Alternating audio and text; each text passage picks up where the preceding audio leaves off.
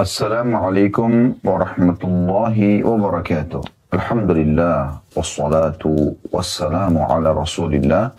Segala puji dan puja kehadirat Allah subhanahu wa ta'ala, juga salawat dan taslim kepada Nabi besar Muhammad sallallahu alaihi wa ala alihi wa sahbihi wasallam. Dari kota Rasulullah sallallahu alaihi wasallam Al-Madinah Al-Munawwarah, kami menyapa Anda semuanya dan kami berdoa kepada Allah subhanahu wa ta'ala, semoga seluruh jemaah Uhud secara khusus, travel yang Allah amanahkan kepada kami, diikhlaskan niatnya, dan juga Allah terima ibadah umrah yang sudah diniatkan dari awal berangkat dari Indonesia, dan semoga seluruh jemaah umrah yang berangkat dari negara tercinta Indonesia, juga demikian adanya dari travel manapun, dan semoga seluruh jemaah umrah dari seluruh dunia tidak terkecuali juga Allah subhanahu wa ta'ala kabulkan umrah mereka dan seluruh ibadah di dua masjid yang mulia, Masjid Haram Mekah dan Masjid Nabawi di Madinah. Dan semoga juga seluruh saudara-saudara kita kaum muslimin secara khusus di Indonesia dan umumnya di seluruh wilayah di muka bumi ini yang belum melaksanakan ibadah umrah, semoga Allah subhanahu wa ta'ala memudahkan buat Anda semuanya menginjakkan kaki di dua kota suci ini dan juga melaksanakan ibadah yang mulia ini, tentu dengan ibadah yang diterima dengan pahala yang sempurna pula. Allahumma amin. Baik, pada kesempatan ini teman-teman sekalian, kita akan melanjutkan bedah buku kita tentang masalah ambillah akidahmu. Dan dalam 2 hari ini sudah kita bedah buku ini, dan kita sudah membahas di pertemuan pertama rukun Islam dan rukun iman, dan juga sudah kita membahas ya pada pertemuan selanjutnya. Pertemuan kedua adalah hak Allah atas para hambanya. Dan sekarang kita akan masuk insya Allah ke pembatal tauhid. Sudah kita titik beratkan di 2 pertemuan kita yang lalu bahwasanya mengisahkan Allah subhanahu wa ta'ala adalah kebahagiaan setiap individu muslim. Karena dengan kalimat la ilaha illallah, la ma'buda bihaqqin illallah, tidak ada Tuhan yang berhak disembah, yang berarti tidak ada pemilik, penguasa, raja yang sebenarnya, yang menghidupkan, yang mematikan, dan mengatur seluruh yang ada di langit dan di bumi ini, dari hujan yang turun, pergantian siang malam, serta populasi makhluk, manusia, jin, hewan-hewan, tumbuh-tumbuhan. Demikian pula pengaturan ya, tatanan yang begitu rapi dari pergantian musim, semuanya ini kembali mengerucut kepada satu kata, yaitu la ilaha illallah, la ma'buda bihaqqin illallah. Tiada Tuhan yang berhak disembah kecuali Allah. Sudah kita jelaskan pada pertemuan kemarin, saudaraku seiman, 3 juga jenis tauhid. Tauhid rububiyah, yaitu mengisahkan Allah dari sisi ketuhanan, kita tidak boleh meyakini ada Tuhan selain Allah.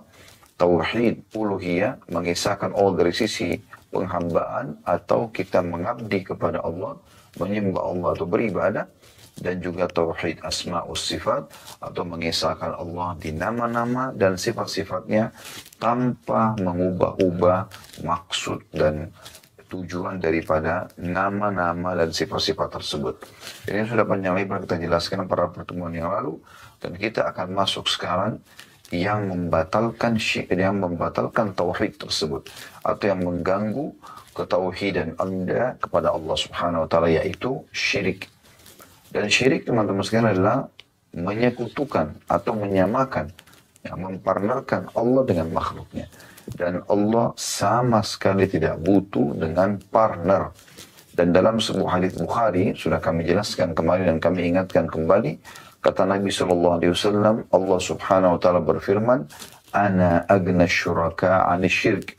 Aku adalah yang paling berlepas diri, kata Allah SWT, dari para partner-partner, dari sekutu-sekutu tersebut. Man asyraka ma'iyya ghairi taraktu wa syirku. Dan siapa yang menyekutukan aku dengan sesuatu, maka aku akan meninggalkan dia dengan sekutunya itu. Allah subhanahu wa ta'ala memerintahkan kita agar manja dan hanya bergantung kepadanya saja, dan tidak sama sekali menyembah dan mengabdi kepada selain Allah subhanahu wa ta'ala. Saya ingatkan kembali, ada dua jalan di muka bumi ini. Jalan yang pertama adalah jalan yang benar, jalannya Allah subhanahu wa ta'ala. Yang Anda diciptakan, Anda hidup dan menjalankan, ya, dan juga meninggal di atas kalimat la ilaha illallah. Dan ini adalah jalan yang benar. Juru bicara Allah adalah para nabi dan rasul. Dan yang menyampaikan, ya, apa yang disampaikan oleh nabi dan rasul atau juru bicara para nabi dan rasul adalah para ulama dan para dai. Anda menuju ke majelis mereka, duduk bersama mereka, belajar pada mereka, maka Anda akan dipandu ke jalan Allah dan ujung-ujungnya adalah surga. Ini jalan yang benar. Jalan yang kedua adalah, tidak ada jalan yang ketiga tentunya, jalan yang sesat, jalan yang salah. Ini terus kami ingatkan agar Anda berhati-hati. Jalannya iblis, ya, pembangkang dari golongan jin, yang sudah Allah gambarkan dan Allah memerintahkan kita untuk dijadikan sebagai musuh. Ujungnya akan membawa ke neraka, siksaan abadi wa na'udzubillah. Siksaan yang menyakitkan kalaupun Anda cuma sekedar lewat saja, karena Anda adalah orang beriman tapi banyak dosa, misalnya tidak sempat tobat sebelum meninggal. Juru bicaranya adalah dukun, peramal, penyamun, penyihir, dan ya para ahli maksiat. Anda kalau menuju ke mereka, maka akan dipandu jalan iblis dan ujung-ujungnya adalah neraka. Tidak ada jalan yang ketiga, hanya dua jalan ini. Anda penentunya. Menuju ke jalan Allah subhanahu wa ta'ala dan itu keselamatan, atau Anda menuju ke jalan iblis, jalan kesesatan dan juga kehancuran. Oleh karena itu teman-teman sekalian, hati-hati, jangan sampai Anda salah pilih jalan. Baik, kita akan masuk teman-teman sekalian ke dosa syirik besar. Kenapa ada istilah besar? Karena memang nanti akan ada pelajaran selanjutnya, syirik kecil. Ada juga menyekutukan Allah yang kecil, ada yang besar. Baik, seperti metode yang kemarin, Syekh Muhammad Jamil Zainu rahimahullah menggunakan metode tanya jawab supaya mudah difahami. Beliau menyebutkan pertanyaan pertama, apakah dosa yang paling besar di sisi Allah subhanahu wa ta'ala? Yang Allah sangat murka dengan kesalahan tersebut. Tanpa menyamakan Allah dengan makhluknya, tapi kalau Anda kerja di satu perusahaan, kira-kira apa yang paling membuat pemilik perusahaan membenci Anda? Bahkan mengeluarkan Anda seketika. Ya. Banyak pelanggaran-pelanggaran yang di kantor, tapi masih ada yang ditoleransi. Ada pelanggaran yang tidak bisa ditoleransi lagi. Maka itu rasionalnya. Ada dosa di mana Allah sangat murka kepada hambanya kalau melakukannya. Maka dikatakan di sini, apakah dosa yang paling besar di sisi Allah? Allah sangat marah dengan pelanggaran itu. Maka jawabannya, dosa yang paling besar ialah atau adalah syirik kepada Allah. Menyekutukan Allah dengan makhluknya. Nanti akan banyak contoh-contohnya. Dalilnya adalah firman Allah subhanahu wa ta'ala dalam surah Luqman ayat 13. Anda bisa buka aplikasi Al-Quran dan Anda perhatikan baik-baik ini. Ya. Potongan ayat perkataan Luqman kepada anaknya, A'udzu billahi minasyaitonir rajim, surah Luqman ayat 13. Ya bunayya la tusyrik billah, inna syirka la zulmun azim. Hai anakku, jangan pernah kamu mempersekutukan Allah atau syirik. Karena sungguhnya mempersekutukan Allah adalah benar-benar kezaliman yang besar. Dan ketika Rasulullah SAW ditanya dosa apakah yang paling besar, nggak ada lagi yang lebih Allah benci daripada pelanggaran ini. Nggak ada lagi hukuman yang paling berat kalau datang kepada pelakunya. Maka beliau SAW menjawab, antaj'ala lillahi niddan wa huwa khalaqak.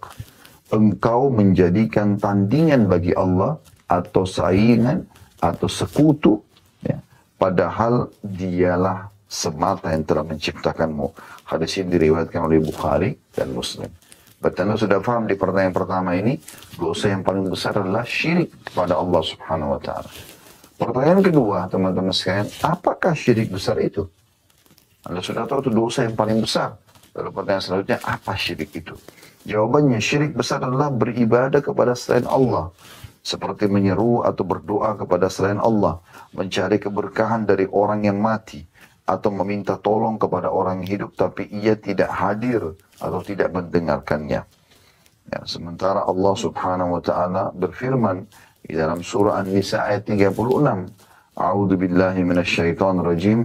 Wa'budullaha wa la tusyriku bihi syai'a. Beribadahlah kepada Allah dan janganlah kamu mempersekutukannya.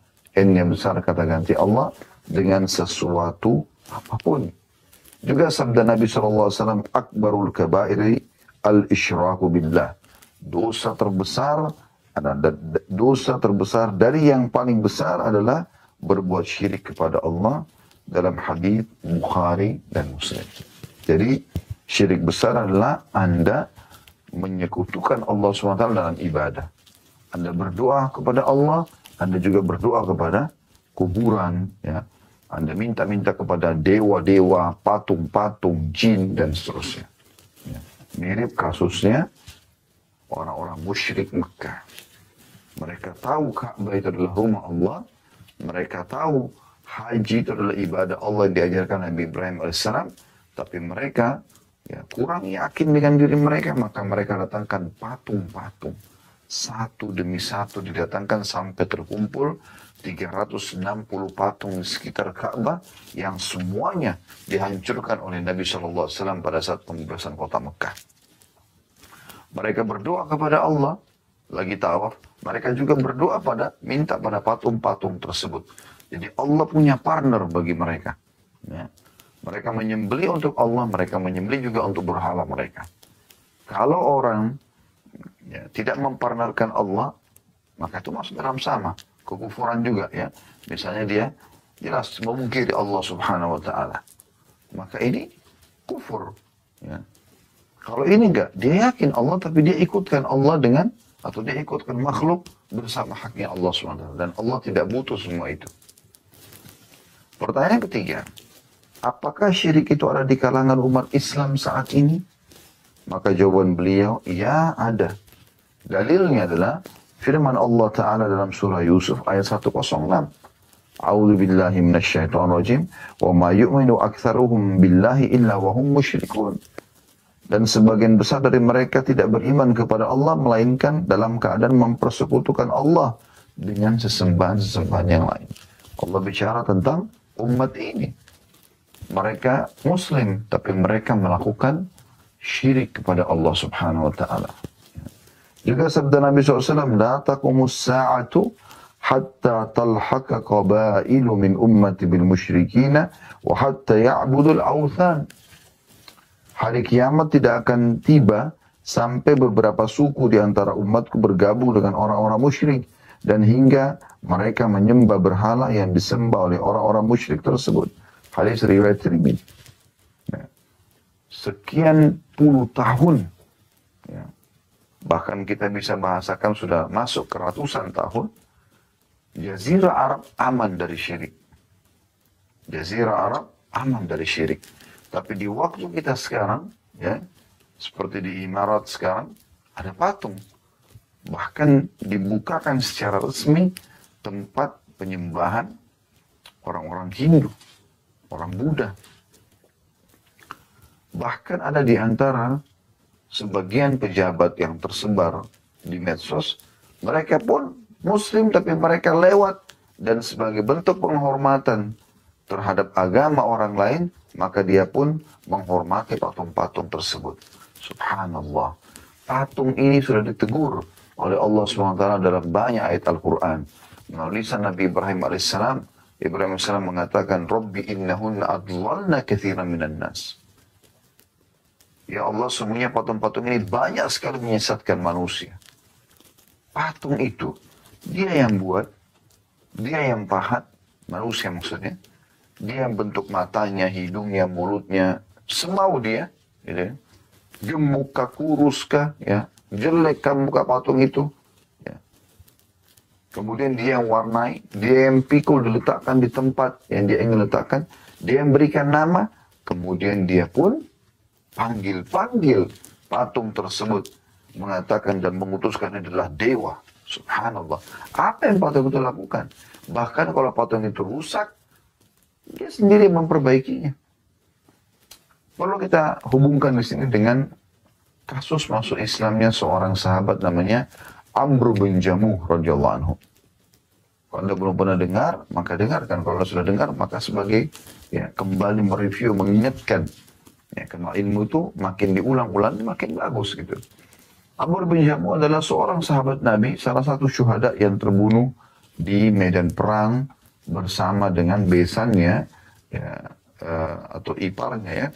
Salah satu kalau bukan besan, dia ipar, Abdullah bin Haram radhiyallahu anhu. Dua-duanya mati syahid di perang Uhud dan dikubur di satu kuburan oleh Nabi SAW. Nabi SAW perintahkan sahabat kubur di satu kuburan.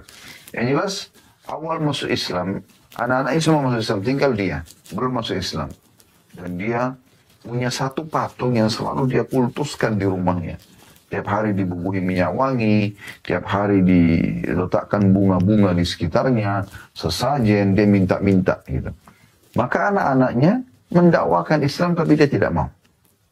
Maka yang terjadi, anak-anaknya lakukan sebuah hal yang dinukil dalam sejarah gitu kan. Yang membuat beliau masuk Islam radhiyallahu anhu. Yaitu anak-anaknya mengambil patungnya di malam hari pada saat dia tidur, kemudian dilempar di tempat pembuangan kotoran, mohon maaf, di sebelah rumahnya. Ya, kalau kita mungkin WC sekarang ya, karena zaman dulu mereka tidak buat WC dalam rumah.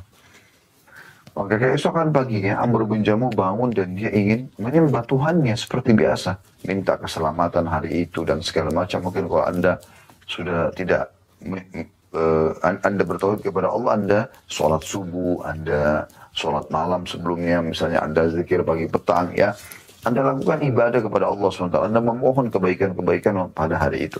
Maka mereka pun pada menyembah berhala melakukan itu.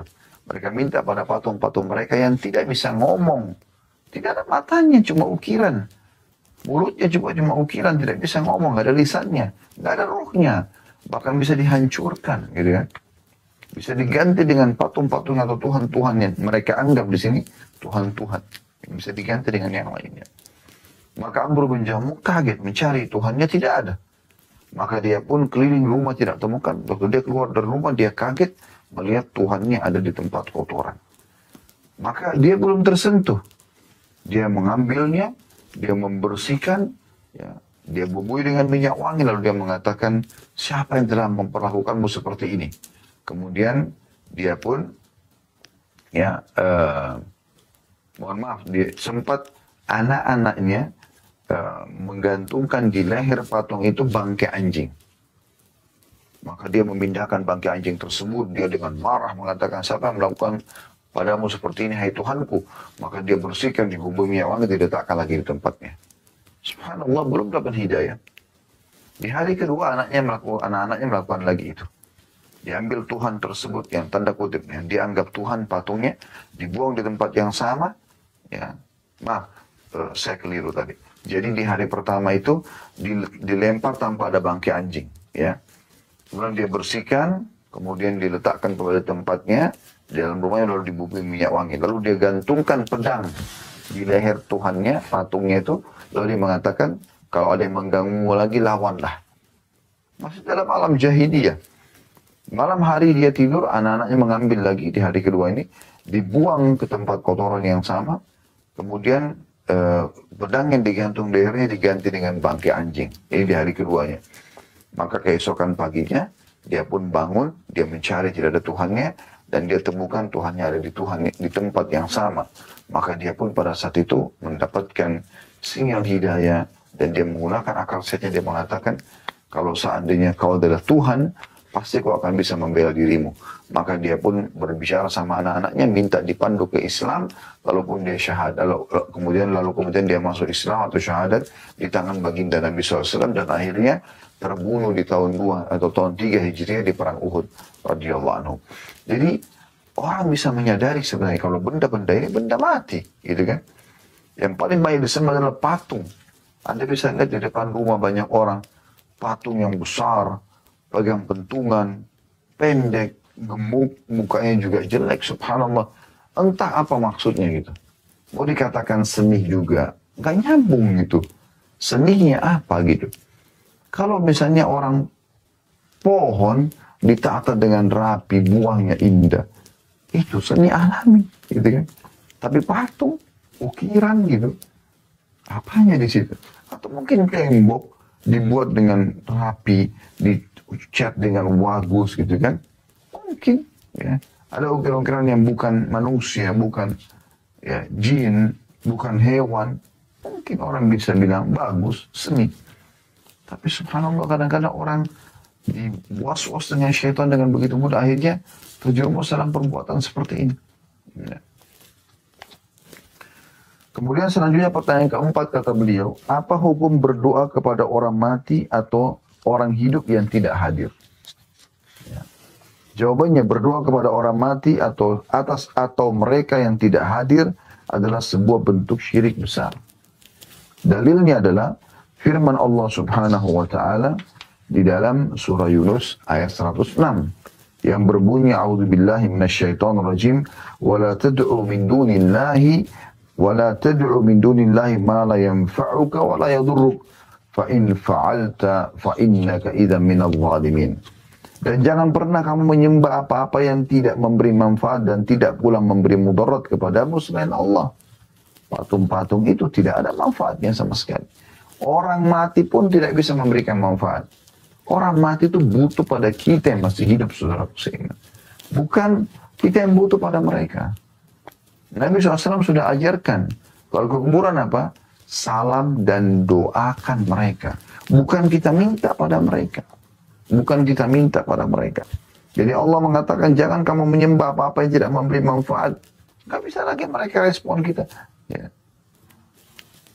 Sedangkan hidup saja keterbatasan mereka ada dalam memberikan manfaat, apalagi kalau sudah meninggal gitu. Dan tidak pula memberikan mudarat kepadamu selain Allah. Tidak ada mudaratnya. Mereka tidak akan memberikan mudarat kepada kita. Sebab jika kamu berbuat demikian, maka sungguhnya kamu kalau begitu termasuk orang-orang yang zalim atau melakukan dosa yang besar. Dan Nabi SAW bersabda, man mata wa huwa yad'u min dunillahi niddan dakhala an-nar. Barang siapa yang mati sementara ia berdoa kepada selain Allah sebagai tandingan bagi Allah atau baginya, maka ia akan masuk neraka. Hadis ini diriwayatkan oleh Bukhari. Lalu bagaimana dengan orang hidup dan tidak hadir? Misal contoh, ada seseorang yang bernama Fulan A misalnya, tidak hadir. Dia anggap gurunya, lalu dia mengatakan pada saat dia sakit, wahai guruku Fulan, tidak dengar orang itu, tolong sembuhkan saya. Gak ada hubungannya. Apa hubungannya sama sekali? Gak ada hubungannya sama sekali. Kenapa harus manggil makhluk yang tidak bisa dengar dia gitu? Kenapa nggak minta kepada zat yang maha mendengar, Allah? Di sini dari kemarin ada hubungannya dengan bahasan kita. Bahasannya ada hubungannya dengan bahasan kita kemarin. Bagaimana memang seseorang harus berpikir dengan akal sehatnya, kalau yang dia panggil harusnya Allah Subhanahu wa ta'ala. Dan bagaimana para sahabat, ya pada saat sendal mereka putus, mereka langsung berdoa kepada Allah. Pertanyaan kelima, apakah berdoa itu termasuk suatu bentuk ibadah? Minta sesuatu, memohon. Ya, doa adalah suatu bentuk ibadah. Sebagaimana Allah berfirman dalam surah Ghafir ayat 60. A'udzu billahi minasyaitonir rajim. Wa qala rabbukum ud'uni astajib lakum. Innal ladzina yastakbiruna an ibadati sayadkhuluna jahannama dakhirin. Dan Rabbmu berfirman, berdoalah kepadaku, niscaya akan kuperkenankan bagimu. Sesungguhnya orang-orang yang menyombongkan diri dari beribadah kepadaku, maksudnya berdoa, ya, akan masuk neraka jahanam dalam keadaan hina dan dina. Dan kata Nabi SAW, ad-du'a huwa ibadah. Doa itu adalah ibadah. Sebagaimana hadits riwayat Ahmad dan Tirmidzi. Beda doa dengan minta tolong. Orang minta tolong, misalnya tolong bantu ambilin saya gelas ini, ambilin saya makanan itu, tolong bantu saya modal. Itu beda, itu masih alam manusia, ya. Tetapi kalau orang masuk pada alam yang haknya Allah SWT, Anda ke dokter, bukan dokter yang menyembuhkan Anda. Semua resep dokter adalah semoga lekas sembuh. Tidak ada pasti sembuh, tidak ada begitu. Akan dikeluarkan masa dia pada saat dia tidak bisa tidak orang atau pasien tidak sembuh atau dia tidak bisa menyembuhkan. Semua mengatakan semoga lekas sembuh. Karena banyak orang yang tidak langsung sembuh. Bahkan ada yang meninggal walaupun sudah berobat gitu kan. Banyak orang menggunakan jasa dokter-dokter profesional di bidangnya tapi meninggal juga. Berarti ada kekuatan sang pencipta Allah SWT. Dokter, obat hanya perantara penyebab, Allah menyembuhkan Anda. Anda kalau berdoa mengatakan, ya Allah, sembuhkan saya. Allah tidak akan lemparkan obat dari langit. Lalu bagaimana? Allah akan pandu Anda ke satu dokter yang pas, dia menulis resep yang pas, lalu Anda sembuh. Itu prosesinya. Ya. Sebagaimana Anda, kalau kehabisan air, kering, ya, kemarau yang panjang misalnya, ceklik, ya, maka Anda mohon kepada Allah SWT. Lalu sebabnya adalah Allah turunkan hujan dari langit. Gitu kan? Jadi Allah memang sudah menciptakan ada sebuah sistem yang kita tidak bisa keluar dari sistem itu. Kita walaupun mohon ya Allah datangkan malam, maka tetap mengikuti sistem. Anda sekarang di pagi hari, nanti akan datang malam hari itu.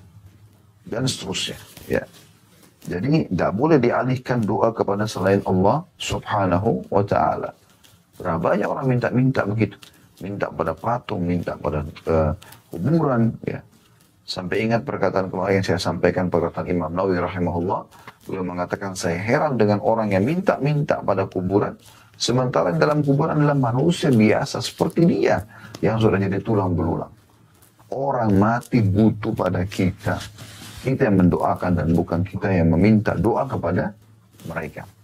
Pertanyaan yang keenam, ya, apakah orang mati bisa mendengar doa? Wahai fulan, sembuhkan saya, wahai fulan, mudahkan rezeki saya, wahai fulan, dan begini dan begitu. Ya, di Indonesia subhanallah kuburan begitu dikultus. Ada sebagian kuburan datang, diminta-minta ya hampir setiap hari. Allahul Musta'an. Allah tempat kita, ya, meminta perlindungan. Sementara jawabannya tidak. Mereka tidak bisa mendengar doa-doa kita. Mereka tidak mendengarnya. Sebagaimana Allah SWT berfirman dalam surah An-Naml ayat 80. Anda buka ini di aplikasi Al-Quran Anda. Perhatikan baik-baik An-Naml ayat 80. A'udzu billahi minasyaitonir rajim. Innaka la tusmi'ul mauta. Sesungguhnya kamu tidak dapat menjadikan orang-orang yang mati mendengar. Demikian juga firman Allah SWT dalam surah Fatir ayat 22. Wa ma a'udzu billahi minasyaitonir rajim. Wa ma anta bimusmi'in man fil qubur. Dan kamu sekali-kali tidak sanggup menjadikan orang yang dalam kubur dapat mendengar. Mereka tidak bisa mendengar kita lagi. Hadits Nabi SAW tentang masalah orang meninggal mendengar itu hanya awal pada saat jenazahnya dimasukkan kuburan. 3 langkah pengantarnya berjalan pulang, dia masih mendengar 3 langkah itu saja. Selebihnya dia sudah tidak mendengar lagi. Dia sudah berada di alam yang berbeda, alam barzah. Bagaimana Anda bisa minta-minta pada mereka? Kenapa enggak minta kepada yang menciptakan dia, yang menciptakan tanah kuburan itu dan batu nisannya? Setelah menciptakan langit dan bumi ini. Kita masuk ke judul baru, berbagai macam syirik besar. Jadi masih bahasan yang sama, tapi ini ragamnya. Pertanyaan ke-7. Bolehkah kita meminta bantuan atau mencari berkah dari mereka yang telah mati, atau mereka yang tidak hadir atau gaib? Jawabannya tidak boleh. Kita tidak boleh melakukannya karena Allah SWT berfirman dalam surah An-Nahl ayat 20-21. A'udzu billahi minasyaitonir rajim. Walladzina yad'una min dunillahi la yakhluquna syai'an wa hum yukhlaqun. Amwatun ghairu ahya wa ma yash'uruna ayyana yub'atsun. Buka An-Nahl ayat 20-21 supaya Anda tahu dalilnya. Dan berhala-berhala yang mereka seru selain Allah tidak dapat membuat sesuatu apapun. Maksud dalam istilah berhala di sini maksudnya semua yang mereka panggil selain Allah. Istilahkan dengan berhala. Mereka tidak dapat memberikan, dan berhala-berhala atau sesuatu yang mereka seru selain Allah tidak dapat memberi sesuatu apapun. Sedangkan mereka berhala-berhala itu sendiri dibuat oleh orang. Ini perkataan Allah. Berhala-berhala itu benda mati, tidak hidup. Dan berhala-berhala tidak mengetahui bilakah penyembah-penyembahnya akan dibangkitkan. Tidak ada sama sekali mereka ketahui apa-apa. Allah Ta'ala juga berfirman dalam surah Al-Anfal ayat 9. Jadi kalau Anda mengatakan, itu kan berhala-berhala Ustaz. Itu terjemahannya ya. Tapi kalau kita baca secara literal Al-Qur'annya, walladzina yad'una min dunillah, dan semua yang mereka seru selain Allah. Ini sebenarnya terjemahan tepatnya. Walladzina yad'una min dunillah la yakhluquna syai'a. Ya, mereka seru semuanya selain Allah. Mereka tidak bisa menciptakan apapun. Wahum yukhlaqun. Mereka sendiri sebenarnya diciptakan atau dibuat. Ya.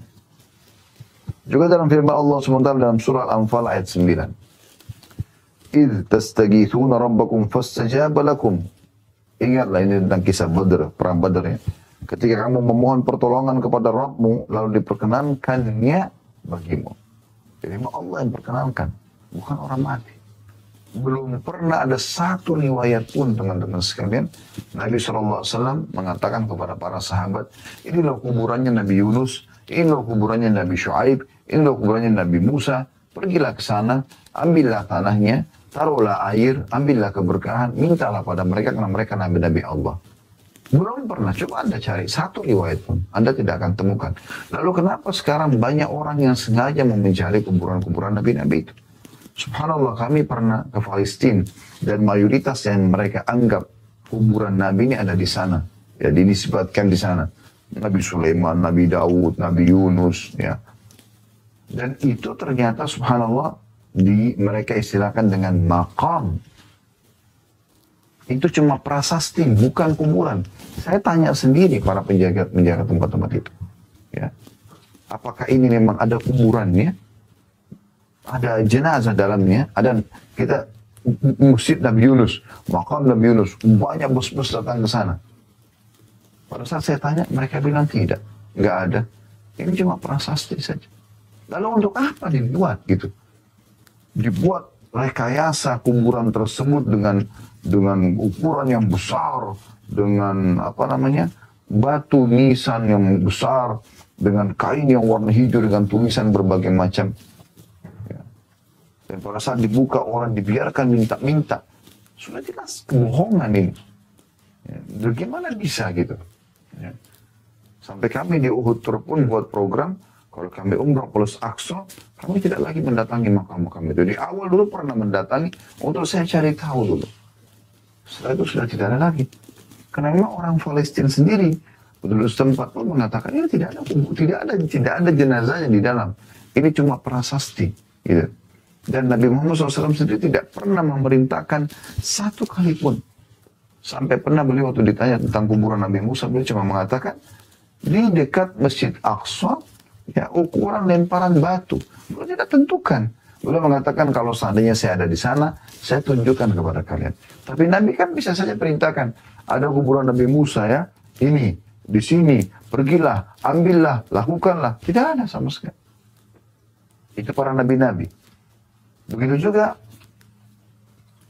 apa yang terpraktekkan dalam kehidupan setelah beliau meninggal sallallahu alaihi wasallam. Kemarin kami sudah jelaskan, semua nabi-nabi kalau meninggal dikubur di tempat mereka meninggal. Maka Nabi Muhammad SAW dikubur di kamarnya Aisyah radhiyallahu anha. Puluhan tahun Aisyah hidup radhiyallahu anha di masa Abu Bakar, masa Umar, masa Uthman, masa Ali, masa Muawiyah. 5 raja dalam Islam. Puluhan tahun setelah itu baru beliau meninggal radhiyallahu anha. Ya. Dan ini ranjang beliau, itu kuburan Nabi SAW. Belum pernah ada satu riwayat. Anda coba datangkan riwayat kalau ada. Aisyah mengatakan, wahai muslimin, ini kuburan Nabi, ambillah tanahnya. Wahai muslimin, taruhlah air kalian supaya bisa berkah. Wahai muslimin, mintalah kepada kuburan Nabi kalian ini. Tidak pernah. Dan tidak ada satupun sahabat yang menukil itu. Mereka sangat faham kalau Nabi SAW melarang itu. Mereka datang mengucapkan salam dan mereka ya, membacakan salawat kepada Nabi SAW lalu mereka pergi. Itu yang maksimal mereka kerjakan. Kalau itu kuburan nabi-nabi, bagaimana dengan kuburan orang lain gitu? Ya. Begitu juga belum pernah dinukil dari Nabi SAW, beliau memerintahkan para sahabat di depan mata. Ada syuhada Badr, ada syuhada Uhud, sahabat-sahabat yang mulia. Ya, ada 70 orang yang wafat, 60-70 orang yang wafat di perang Badr, ada juga 70 orang yang wafat di perang Uhud. Kuburan mereka masih ada. Hamzah Sayyidul Syuhada, paman Nabi SAW radhiyallahu anhu. Tidak pernah Nabi mengatakan, ini kuburan paman saya Hamzah, ambil tanahnya, taruh air, dan seterusnya. Seperti banyak orang lakukan. Allahul Musta'an. Allah tempat kita minta tolong. Wahai saudaraku, jalankan syariat Allah SWT sesuai dengan perintah Nabi SAW, maka Anda akan aman. Kita sudah jelaskan pada pertemuan yang kemarin, syarat diterimanya amal ada 3. Anda beriman kepada Allah, karena amal soleh tidak akan bermanfaat tanpa iman. Kemudian yang kedua, ikhlas karena Allah, tulus, tidak syirik, ya, tidak kena riak dan pamer. Dan yang ketiga, mutaba'atan Nabi SAW, mengikuti Nabi SAW, contohi beliau. Ya. Kuburan Baqi, kuburan para sahabat, di dekat masjid Nabi SAW. Belum pernah ada satu riwayat pun Nabi dan juga para sahabat. Begitu juga dengan tabi'in yang datang mengambil tanah mereka, yang sengaja mengkultuskan kuburan mereka. Mereka datang ziarah, mengucapkan salam, kemudian mereka mendoakan lalu pergi. Itu disunnahkan. Itu harus kita jaga, kita wariskan turun-temurun, bukan malah kita biarkan kesyirikan terjadi. Akhirnya minta-minta pada kuburan tersebut, dan ini berbahaya sekali. Selanjutnya teman-teman sekalian, ya, Nabi SAW, ya, tadi saya ulangi dulu, firman Allah Subhanahu wa taala dalam surah An-Nahl ayat 20, ya. Surah Al-Anfal ayat 9, ya. Idh tastaghithuna rabbakum fastajaba lakum. Ingatlah ketika kalian memohon kepada Tuhan atau Rabb kalian, lalu diperkenankanlah bagi kalian. Kita lanjutkan ke hadis Nabi SAW. Masih pertanyaan ke-7, bolehkah kita meminta bantuan atau mencari berkah dari mereka yang mati dan atau mereka yang tidak hadir atau gaib, ya, pada jin, manusia yang tidak ada di depan kita, lalu kita panggil gitu kan. Ya Hayyu ya Qayyum, kata Nabi SAW dalam hadis. Ya Hayyu ya Qayyum birahmatika astaghith. Wahai zat yang maha hidup dan wahai zat yang berdiri sendiri, dengan rahmatmu aku memohon pertolongan kepadamu. Hadis ini diriwayatkan oleh Tirmidzi dan dihasankan oleh Syekh Albani. Gitu. Pertanyaan ke-8, apakah diperbolehkan memohon pertolongan kepada selain Allah? Pertanyaannya, jawabannya tidak. Hal itu tidak diperbolehkan. Dalilnya adalah firman Allah Subhanahu wa taala dalam surah Al-Fatihah ayat 5. A'udzu billahi minasyaitonir rajim. Iyyaka na'budu wa iyyaka nasta'in. Hanya kepadamu kami beribadah dan hanya kepadamu kami meminta pertolongan. Ini komitmen kita, ya. Iyyaka na'budu. Hanya kepadamu kami menyembah, ya Allah. Semua ketundukan kami hanya kepadamu. Wa iyyaka nasta'in, dan hanya kepadamu kami minta tolong. Di sini pertolongan yang manusia tidak bisa, seperti misalnya minta kesembuhan, minta keturunan, ya. Minta rezeki, gak ada di tangan manusia ini. Beda dengan Anda cuma minta tolong dalam kesering, minta diambil gelas, minta dibeliin sesuatu, itu manusiawi. Ya. Tapi kalau sudah hak Allah SWT tidak mungkin itu. Ya. Dan Nabi SAW mewasiatkan kepada sahabat yang mulia, Abdullah bin Abbas radhiyallahu anhuma, "Idza sa'alta fas'alillah wa idza ista'anta fasta'in billah." Bila kamu meminta, hanya mintalah kepada Allah, dan bila kamu minta pertolongan, maka mintalah pertolongan kepada Allah saja. Hadis ini hasan sahih, diriwayatkan oleh Tirmidzi. Ya, ini sudah pernah kami sampaikan di beberapa pengajian yang lain contoh ini, tapi saya ingatkan kembali. Dinukil ada seorang salafus saleh dari kalangan dulu, yang generasi awal tabi'in. Dia miskin, kehidupannya dalam keseharian dia hanya mengandalkan pendapatan harian. Ya. Maka satu waktu dia pulang ke rumah di malam hari, seperti biasa istri anak sudah menunggu, mungkin ada rezeki hari itu yang mereka bisa makan. Lalu dia tidak bawa apa-apa. Kata istrinya, "Mana hari ini bekal kita?" Kata dia, "Seharian saya cari, pekerjaan tidak dapat. Tidak ada gitu." Maka istri bilang, "Tapi saya sama anak-anak belum makan sama sekali." Kata dia, "Baiklah, saya coba ikhtiar habisin." Tapi sudah malam ini, ya. Sekarang kita sudah di atas jam 10-11 malam dia pulang ke rumah. Dari pagi belum makan. Gitu. Maka dia bilang, "Saya keluar dari rumah, saya tidak tahu harus kemana." Di malam hari zaman dulu bukan kayak kita sekarang. Sekarang mungkin masih ada warung-warung kopi di pinggir jalan yang buka ya, bakal ada yang buka sampai subuh, masya Allah di sebagian tempat. Mungkin dia bisa melamar kerja di situ, buat teh, kopi, misal. Nggak ada sama sekali itu. Orang zaman dulu tuh kalau sudah menjelang maghrib, udah semua pasar tutup, ya, karena gelap. Mereka cuma andalin obor di zaman itu. Ringkas cerita dia keluar, dia sudah tidak tahu harus kemana. Dia lihat ada masjid dekat rumahnya, dia ke masjid tersebut. Lalu kemudian dia wudhu, dia sholat. Dia mohon kepada Allah subhanahu wa ta'ala agar diberikan rezeki. Dia kembali kepada Allah. Subhanallah, di malam itu, raja penguasa wilayah itu gelisah. Nggak bisa tidur.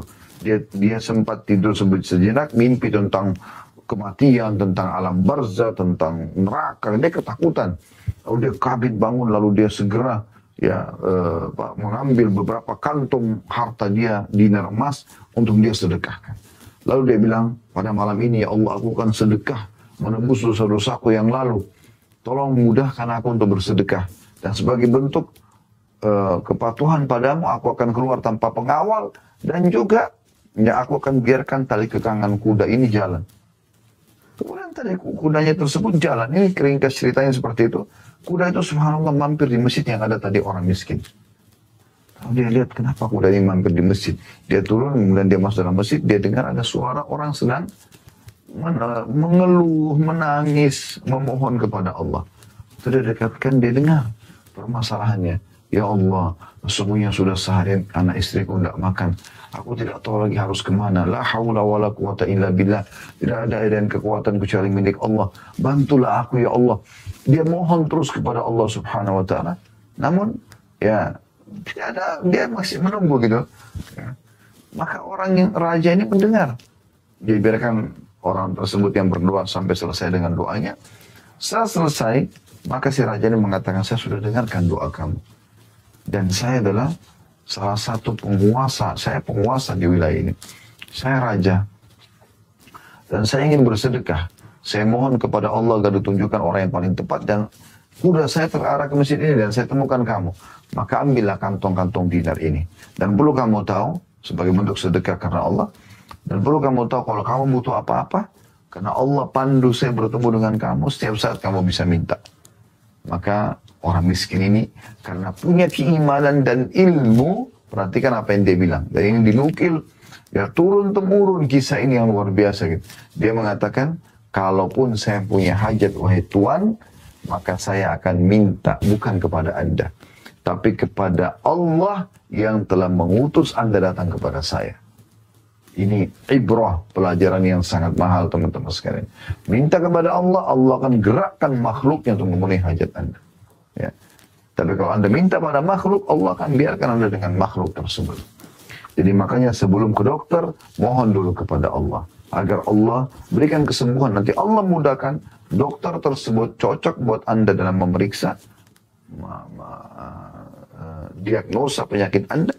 Dan juga resep yang diberikan akan mudah menjadi penyebab Anda sembuh. Tapi bukan teman-teman sebaliknya seperti sebagian orang. Dia ke dokter, semua pada tidak mentok, sudah tidak bisa lagi menyembuhkan dia. Lalu kemudian dia baru sholat tahajud. Makanya dalam Islam kita dianjurkan sebelum aktivitas berdoa. Sebelum makan, sebelum minum, sebelum pakai baju, sebelum biologis, sebelum keluar rumah, sebelum masuk kamar mandi, sebelum tidur. Kita disuruh baca doa dulu. Sesudahnya ada lagi doa untuk kita bersyukur kepada Allah SWT. Jadi kita sebelum aktivitas, kita libatkan dulu Allah Subhanahu wa ta'ala dalam kehidupan kita.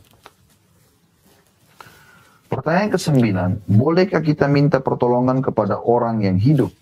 Jawabannya iya. Kita dibolehkan meminta pertolongan dari mereka yang hidup dalam hal-hal yang mereka mampu melakukannya, yang manusiawi. Ya, minta tolong diambilin baju, minta tolong diberikan pekerjaan, minta tolong dicarikan jodoh, itu tidak ada masalah. Sesuai dengan firman Allah SWT dalam surah Al-Maidah ayat 2, A'udzu billahi minasyaitonir rajim, potongan ayat ini ya, wa ta'awanu 'alal birri wat taqwa. Saling dukung-mendukung, saling tolong-menolonglah dalam mengerjakan kebajikan dan ketakwaan. Juga Nabi SAW bersabda, Wallahu fi 'auni al-'abdi ma kana al-'abdu fi 'auni akhi.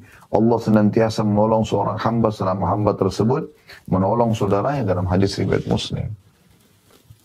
Tapi ingat, ini pada hal-hal yang umum Allah izinkan.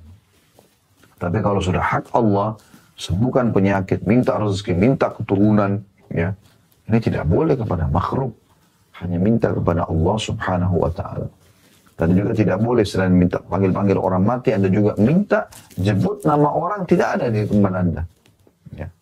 Anda sebut-sebut panggil. Ini semua tidak dibolehkan.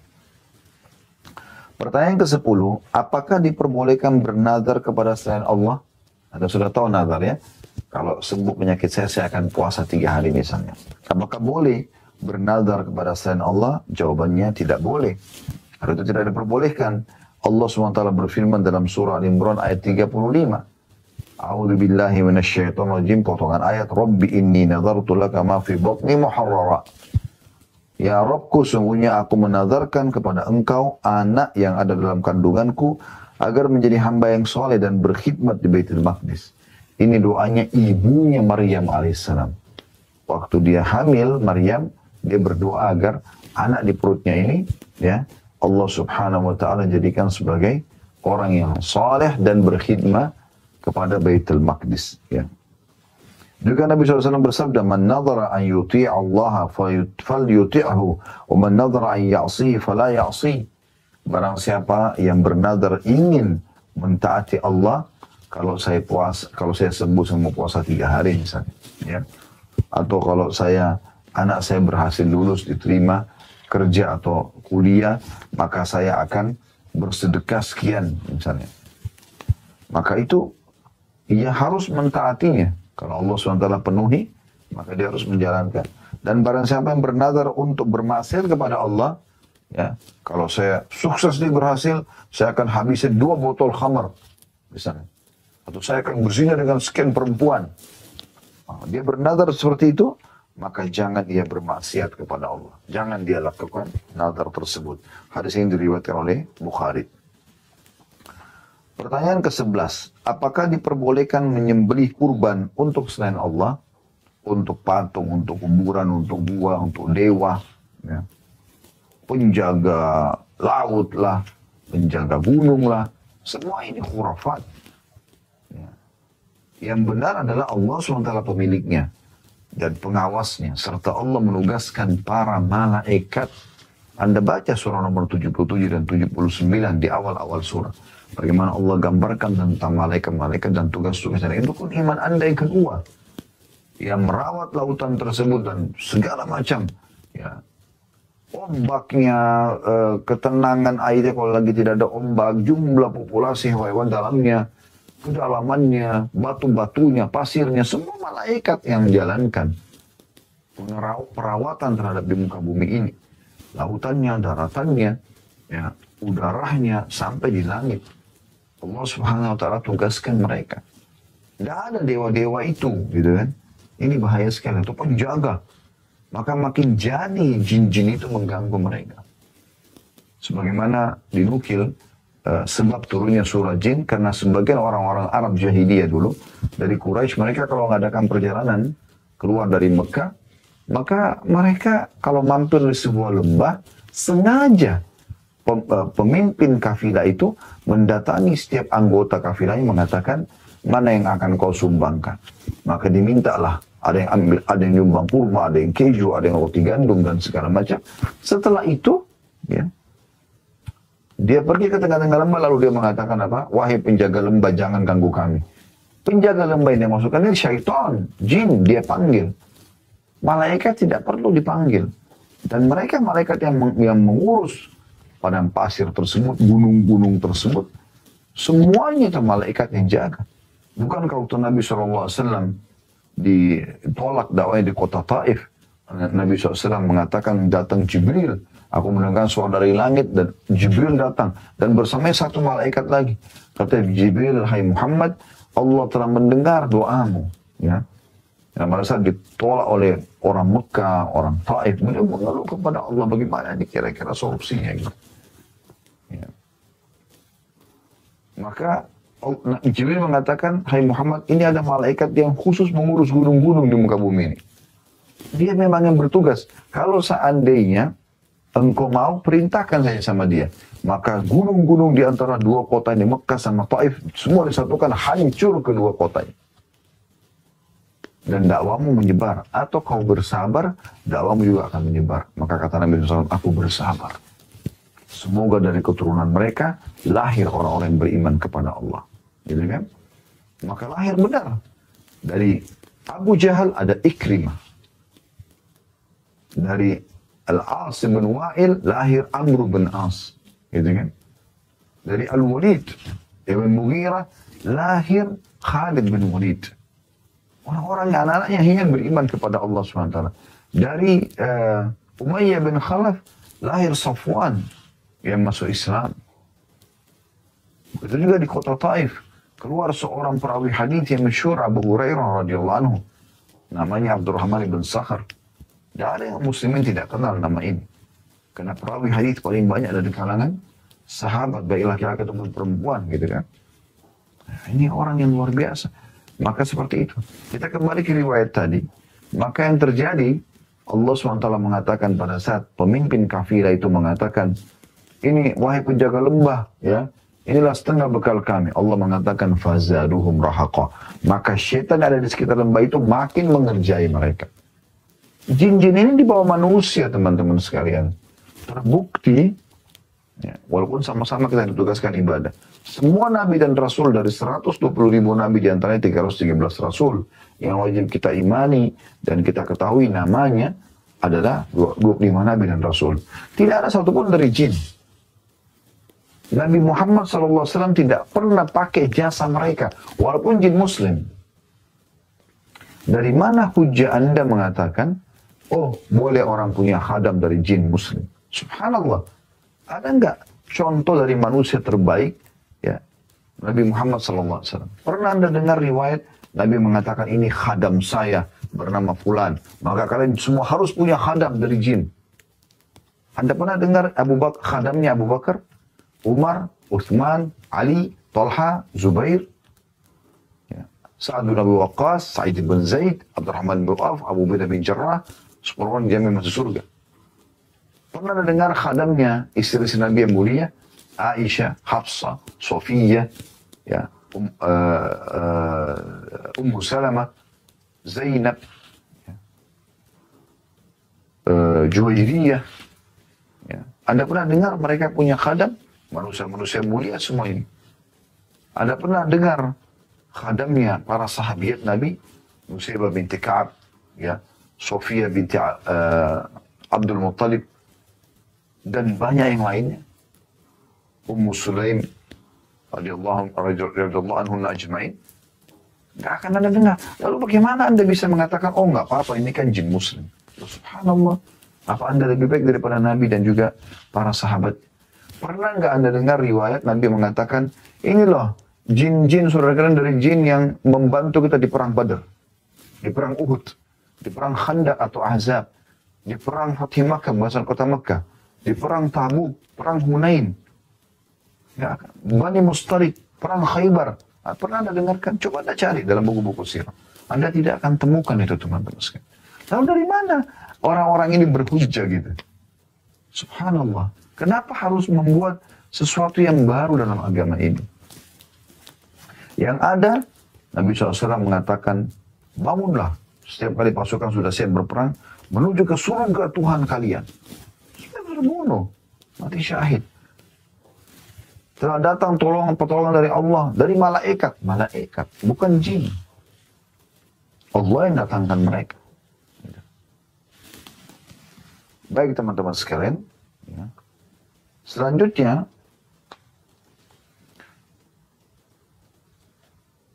pertanyaan ke-11. Apakah diperbolehkan menyembelih kurban untuk selain Allah? Jawabannya tidak. Hal itu tidak diperbolehkan, dalilnya adalah firman Allah SWT dalam surah Al-Kautsar ayat 2. A'udzu billahi minasyaitonir rajim, fasholli lirabbika wanhar. Dan dirikanlah salat karena Tuhanmu dan berkurbanlah untuknya. Kenapa kita singgung kurban sini? Karena umumnya semua dukun-dukun, ya, peramal, penyihir suka dengan kurban-kurban. Karena iblis mau apa yang dikerjakan orang beriman kepada Allah juga dikerjakan untuk dia. Mohon berdoa juga mohon pada dia. Menyembelih untuk Allah. Kita ada Idul Adha, ada Akikah. Menyembelih juga untuk iblis. Iblis nggak makan dagingnya. Yang penting orang berbuat syirik, partnerkan Allah dengan dia, gitu. Ya. Sehingga akhirnya orang banyak menyembelih ayam lah, ya, kelinci lah, kambing lah, sapi lah, ya. Lalu dibuang di tempat-tempat yang gelap, lereng-lereng gunung. Yang penting syirik kepada Allah. Subhanallah. Allah mengatakan itu tidak boleh. Dan juga kata Nabi SAW dalam hadis riwayat Muslim, la'ana Allah man dzabaha li ghairillah. Dan Allah melaknat orang yang menyembelih kurban untuk selain Allah. Pertanyaan ke-12, bolehkah kita tawaf atau mengelilingi kuburan untuk pendekatan diri? Seperti kita tawaf di Ka'bah? Jawabannya tidak. Kita tidak boleh tawaf kecuali mengelilingi Ka'bah saja. Satu-satunya tempat untuk tawaf keliling hanya Ka'bah. Allah berfirman, wal yattawafu bil baitil atiq dalam surah Al-Hajj ayat 29. Hendaklah mereka melakukan tawaf di keliling rumah yang tua atau Baitullah, Ka'bah. Tempat lain enggak boleh. Dan juga sabda Nabi SAW, man tafa bil baiti sab'an wa shalla raka'ataini kana ka'idki raqabah. Barang siapa yang bertawaf di Baitullah Ka'bah 7 kali dan sholat 2 rakaat, maka seolah-olah dia membebaskan seorang hamba sahaya. Hadis ini hadis sahih diriwayatkan oleh Ibnu Majah. Pertanyaan ke-13, apa hukum mempelajari sihir? Kenapa sihir dibahas di sini secara khusus teman-teman sekalian? Karena memang sihir ini berhubungan sekali dengan masalah syirik tadi, yang merusak tauhid Anda kepada Allah Subhanahu wa taala. Ya. Ingat, dukun-dukun, peramal, penyamun, penyihir, juru bicaranya iblis. Mereka tidak sama sekali berhubungan dengan Allah Subhanahu wa taala. Jawabannya sihir adalah kekufuran. Sebagaimana Allah berfirman dalam surah Al-Baqarah ayat 102. A'udzu billahi minasyaitonir rajim. Potongan ayat, walakinna syayatina kafaru yu'allimuna an-nasa as-sihra. Syaitan-syaitan yang kafir mengerjakan sihir, mereka mengajarkan sihir kepada manusia. Jadi yang mengerjakan sihir kafir kepada Allah SWT. Juga sabda Nabi SAW, ijtanibus sab'al mubiqat. Jauhilah 7 dosa yang membinasakan. 2 dosa yang pertama dari 7 ini adalah asyirku billah, syirik kepada Allah yang sedang kita bahas ini. Datang setelahnya was-sihar, dan sihir. Sihir. Teman-teman sekalian, kalau Anda mau membuat istri Anda, suami Anda suka sama Anda, atasan Anda suka dengan Anda, bukan dengan sihir. Bukan dengan sihir. Tapi dengan cara manusiawi, tidak usah lintas alam. Saya kalau senyum dengan istri saya, ramah, mulut saya santun, tatapan mata saya syahdu, jaman tangan saya ramah, ya. Saya juga royal memberikan apa yang Allah amanahkan, harta misalnya, kebutuhan semampu saya. Nah, maka istri saya akan suka sama saya. Anda sebagai istri, alam Anda manusia adalah Anda senyum, Anda tatapan mata syahdu, Anda penuhi kebutuhannya, layani biologisnya, dan depan dia, hibur dia, penuhi kebutuhannya karena Allah, dia akan suka sama Anda. Anda masak masakan yang dia suka misalnya, dia akan suka sama Anda. Jadi nggak perlu bawa foto pasangan ke dukun, nggak perlu. Lintas alam, minta bantuan jin untuk membuat pasangan suka. Kenapa ini? Ini syirik kepada Allah SWT, nggak boleh. Ya. Dosa besar. Kenapa harus lintas alam? Nabi SAW sudah ingatkan, siapa yang mendatangi dukun, peramal, penyamun, penyihir, bertanya, belum percaya, tidak diterima sholatnya 40 hari. Ke belakang loh ya, yang sudah kita kerjakan 40 hari. Bukan yang akan Anda kerjakan. Hadis yang lain, siapa yang mendatangi dukun, peramal, penyamun, penyihir, bertanya dan percaya, maka dia telah kufur kepada apa yang diturunkan kepada Muhammad SAW. Tak boleh sama sekali. Pernah ada dengar riwayat Nabi pergi ke dukun minta-minta? Kan dia suruh taruhan kita. Pernahkah Anda dapat nukilan bahwasanya ada sahabat yang jadi dukun? Atau pergi ke dukun? Yang ada justru dari surat Umar bin Khattab radhiyallahu anhu 1 tahun sebelum beliau meninggal, ya, kepada gubernur-gubernur wilayah yang berkuasa di wilayah beliau, di antaranya Bajala bin Abdah rahimahullah, seorang ulama tabi'in, mengatakan telah datang suratnya Umar bin Khattab setahun sebelum beliau meninggal, ya, setahun atau 3 tahun ya, saya lupa di sini, tapi setahun ya kurang lebih, agar kami membunuh semua dukun-dukun, dan kami membunuh setelah surat itu datang 5 dukun. Dukun mati. Karena Nabi SAW bilang, haddus sahiru darbatun bisayf. Hukuman para penyihir dipenggal lehernya. Karena mereka buat kerusakan. Anda ke dukun, tempatnya remang-remang gelap, dan segala macam, minta syarat ini, syarat itu. Kalau Anda datang kepada syaratnya aneh-aneh, darah hewan lah, foto lah, pakaian bekas lah, inilah, itulah, untuk apa semua ini? Tidak boleh. Ya. Nabi Musa AS diperintahkan oleh Allah SWT untuk menghancurkan dan melawan mereka. Kenapa Anda justru datang kepada mereka? Kalau Anda datang kepada ulama, pada kiai yang benar-benar kembali kepada Al-Quran dan Sunnah, Anda akan dipandu. Tobatlah kepada Allah. Salat taubat, bisa istighfar kepada Allah. Mulai sekarang beramal soleh, tinggalkan dosa-dosa. Selesai. Sederhana kok agama itu. Sederhana. Jangan dibuat rumit. Rumit jadi karena orang banyak membuat-buat yang sebenarnya tidak pernah ada. Tidak pernah ada. Ya. Dan uniknya, dukun-dukun ini subhanallah, di tempat yang mayoritas muslim, mereka berpenampilan seperti orang muslim. Pakai kopiah, bahkan agamanya Islam. Tapi dukun, subhanallah. Sama sekali tidak dibenarkan ini. Sikap seperti ini. Salah dalam Islam. Ya. Kemudian pertanyaan ke-14. Bolehkah kita mempercayai pernyataan dari Araf? Ya. Araf adalah orang yang mengaku memiliki pengetahuan tentang gaib. Dipanggillah, meramal inilah, meramal itulah. Ya. Dan subhanallah, kembali kepada kasus yang mirip lagi. Mereka jual lagi buhul-buhul. Boneka kecil, telur, ya, yang bahasanya ini diulirkan di badan, bisa ada ini dan itu, yang tidak masuk akal, akhi dan ukti. Telur goreng enak dimakan. Kenapa harus dilakukan seperti ini? Jangan keluar dari alur pikiran yang normal gitu. Ini bahaya sekali. Boneka diisi dengan jin, lalu ditaruh di kamar. Apa bedanya Anda dengan Amr bin Jamuh tadi sebelum masuk Islam? Apa bedanya Anda dengan orang-orang jahiliyah dulu sebelum Nabi SAW datang?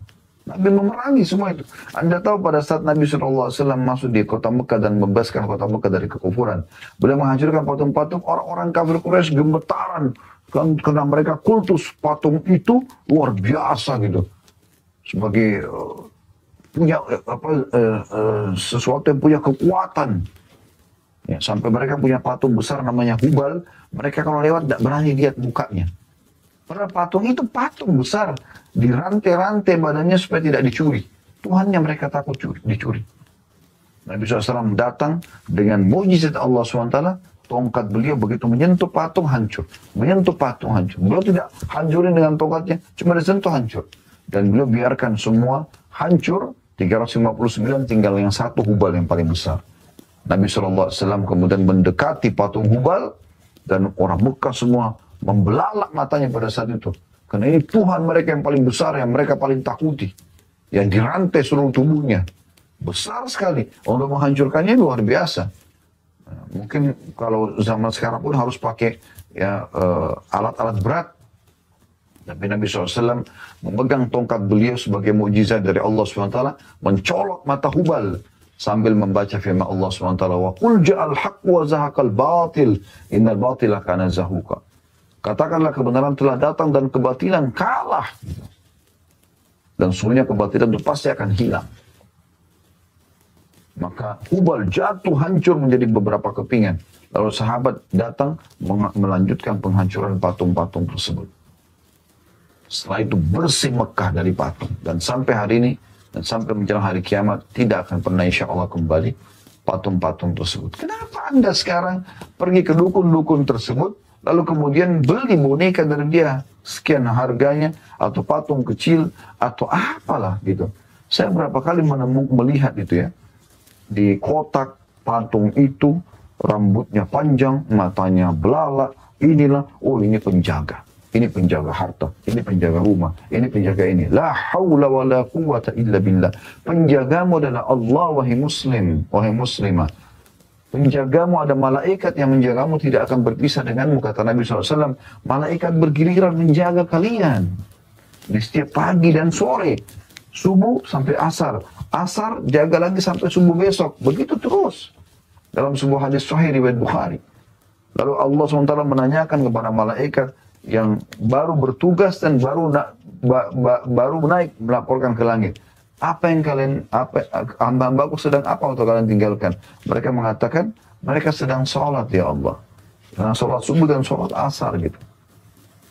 Murnikan tauhid Anda kepada Allah SWT. Jangan sampai terjerumus dalam hal seperti ini. Berbahaya sekali teman-teman sekalian. Para peramal-peramal ini, ya, disebutkan dalam pertanyaan, bolehkah kita mempercayai pernyataan mereka? Meramal-ramal? Jawabannya tidak. Kita tidak boleh mempercayai mereka. Karena Allah SWT berfirman dalam surah An-Nahl ayat 5. Surah An-Naml ayat 65. Dibuka ya. Surah An-Naml ayat 65. Saya berharap setiap ayat kita sebutkan, teman-teman yang tidak pegang bukunya, Anda bisa membaca dan membuka di aplikasi Al-Quran di HP Anda. Supaya Anda lihat, oh iya ternyata Allah berfirman. Ini bukan Khalid Basalam yang membahasakan. Saya cuma menyampaikan apa yang Allah Azza wa Jalla sampaikan dan Nabi SAW sampaikan. Dan juga disusun oleh Syekh Muhammad Jamil Zainu. Salah satu ulama muslimin yang tinggal di kota Mekah rahimahullah. Ya. Dalam surah An-Naml ayat 65 berbunyi, A'udzubillahi minasyaitonirrajim, "Qul la ya'lamu man fis samawati wal ardil ghaiba illallah." Al-ayat. Katakan hai Muhammad, sampaikan kepada seluruh manusia, bukan cuma umat Islam. Ya. Tidak ada ya di langit dan di bumi yang mengetahui hal yang gaib kecuali Allah. Tidak ada manusia yang tahu gaib. Dan itu yang dijadikan barang dagangannya para jin dan syaitan ini. Gaib, bisikin yang gaib, bisikin yang gaib. Ya. Seakan-akan dia tahu yang tidak ditahu oleh manusia umumnya. Juga sabda Nabi SAW, "Man ata'arrafan au kahinan fasaddaqa bima yaqul faqad kafara bima unzila ala Muhammad." Barang siapa yang mengunjungi seorang araf, ya. Di sini orang yang mengaku-ngaku tahu yang gaib atau peramal, dukun. Ya. Araf ini bisa juga peramal atau dukun, tukang sihir, dan percaya pada apa yang dikatakannya, maka dia telah kafir kepada apa yang diturunkan kepada Muhammad SAW, maksudnya Al-Quran. Hadis ini sahih diriwayatkan oleh Imam Ahmad. Nabi SAW bilang itu. Kalau pergi dukun berarti kafir kepada apa yang saya bawa. Artinya apa? Jangan pergi ke sana. Ikuti ajaran Nabi SAW. Dan ingat, Nabi tidak pernah satu kali pun ke dukun. Para sahabat tidak pernah, bahkan Nabi melarang sebagaimana Anda sudah dengarkan. Lalu kenapa Anda pergi dukun? Sekarang namanya yang lain orang pintar. Ini orang-orang bodoh ini. Mereka pintar kepada selain Allah gitu. Semoga Allah berikan hidayah. Ya. Pertanyaan ke-15. Apakah ada makhluk yang mempunyai pengetahuan tentang yang gaib? Jawabannya tidak. Tidak ada seorang pun yang memiliki pengetahuan tentang yang gaib kecuali apa yang telah Allah wahyukan kepada Rasulullah SAW atau nabi-nabinya. Itu pun nabi-nabi sangat terbatas yang Allah wahyukan saja. Manusia biasa mustahil, sekali lagi mustahil tahu yang gaib. Allah berfirman dalam surah Jin ayat 26 sampai 27 yang berbunyi, "A'udzu billahi minasyaitonir rajim. 'Alimul ghaibi fala yuzhiru 'ala ghaibihi ahada illa man irtada min rasul." Al-ayat. Dialah, D-nya besar kata ganti Allah, yang mengetahui yang gaib. Ya. Maka dia Allah tidak memperlihatkan kepada seorang pun tentang hal gaib itu. Kecuali kepada Rasul yang diridhoinya. Yang memang Allah pilih mereka. Hanya Rasul. Selain Rasulullah SAW, selain Nabi-Nabi, mustahil. Juga sabda Nabi SAW, "La ya'lamul ghaiba illallah." Ini sabda Nabi SAW. Tidak ada yang mengetahui perkara yang gaib kecuali Allah. Hadis ini hasan diriwayatkan oleh Tabarani. Ya. Jadi nggak boleh kita percaya hal-hal gaib ini. Banyak ayat Al-Quran. Kata Nabi SAW, Allah SWT, Nabi Muhammad SAW juga menyebutkan dan menuliskan dalam Al-Quran. Walau kuntu alamul ghaiba lastakthartu minal khair wa mamassani as-su. Kata Nabi SAW, Allah menyuruh dalam Al-Quran, kalau seandainya aku tahu yang gaib, maka aku akan terus mengejar yang bermanfaat dan tidak akan menimpa sesuatu yang berbahaya bagiku. Berapa kali dinukil, ada beberapa sahabat bertanya tentang sebuah hukum, Nabi Muhammad SAW diam. Nunggu wahyu datang menginformasikan. Itu untuk Nabi. Itu untuk Nabi, bukan untuk orang biasa. Ini bersemedi di tempatnya, minta panggil-panggil yang gaib, ya dikerjain sama syaitan-syaitan itu. Subhanallah, ada hadis yang perlu saya ingatkan kembali teman-teman sekalian, bahwasanya pernah di masa Nabi SAW lewat meteor. Lalu Nabi SAW tanya para sahabat, apa yang kalian katakan di masa jahiliyah? Nabi bilang ini masa sebelum Islam nih. Jadi jangan sekarang muslim kembali ke masa jahiliyah itu. Kata Nabi, apa yang kalian bilang? Pada saat dulu di masa jahiliyah, kalau lihat begini, mereka mengatakan, kami yakin ini ada orang, satu tokoh masyarakat, satu tokoh manusia yang baru lahir atau meninggal dunia. Kata Nabi SAW, bukan begitu. Semuanya kalau Allah menentukan satu keputusan, maka malaikat pemikul arsy bertasbih. Lalu kemudian seluruh malaikat di langit 7 lapis pun bertasbih. Lalu malaikat-malaikat ini bertanya pada pemikul arsy, yang ngurusin sananya Allah. Ada 8 malaikat. Apa keputusan Tuhan kita? Lalu kemudian mereka menyampaikan apa yang Allah putuskan. Ya. Jadi malaikat di langit pun tidak faham itu, tidak tahu apa yang gaib. Mereka tidak tahu. Kemudian setelah itu, para jin, setan-setan ini bersusun. Nabi SAW kasih gambaran telapak tangan beliau, menumpuk satu sama yang sampai ke langit, untuk mencuri informasi. Dan mereka temukan di langit itu, ada malaikat-malaikat yang menyiapkan panah-panah api.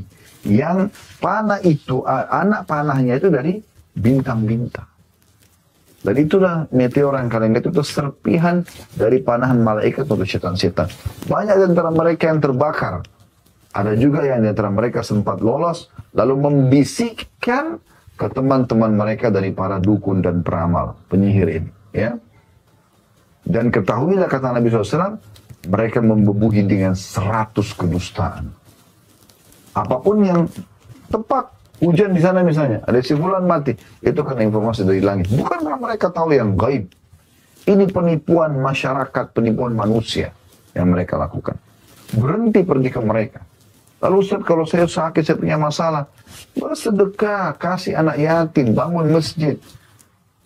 Kata Nabi SAW, da'u bardakum bis sadaqah. Obati orang yang sakit dan terkadang dengan bersedekah. Memohon doa, berikhtiar secara manusiawi. Dokter-dokter sekarang sudah canggih. Hanya ke dokter, bukan ke dukun-dukun ini. Ini perlu digarisbawahi karena betul-betul merajalela gitu. Pertanyaan ke-16, apakah diperbolehkan memakai jimat seperti benang, gelang, atau kalung dengan keyakinan bahwa benda tersebut memiliki khasiat untuk menolak bala? Jawabannya tidak. Hal itu tidak diperbolehkan. Karena Allah SWT berfirman dalam surah Al-An'am ayat 17. A'udzu billahi minasyaitonir rajim. Wa yamsaskallahu bidurrin fala kashifa lahu illa hu. Al-ayah. Al-An'am ayat 17. Saya minta sekali lagi teman-teman buka aplikasi Al-Qur'annya ya. Dan jika Allah menimpakan suatu kemudaratan kepadamu, maka tidak ada yang dapat menghilangkannya melainkan Dia sendiri.